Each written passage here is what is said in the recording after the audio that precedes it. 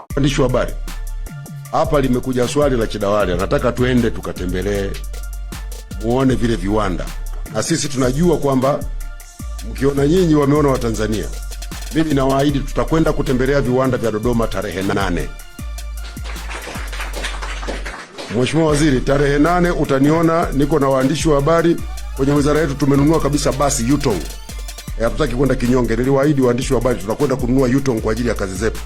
Hapo nje tumepaki Yutong ya nani? Ya abiria 60. Tunaweza kwenda popote, hata ukisema twende Uganda tunaenda. Na basi letu la Wizara ya Habari, Utamaduni, Sanaa na Michezo, waandishi wa habari wakaone kile ambacho wanaandika.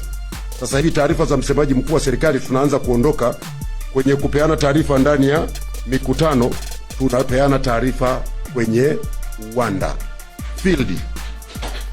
Hivi ninavyozungumza sasa hivi niko na nyinyi hapa waheshimiwa mawaziri hapa, lakini siku 5 zilizopita tulikuwa bandarini Dar es Salaam.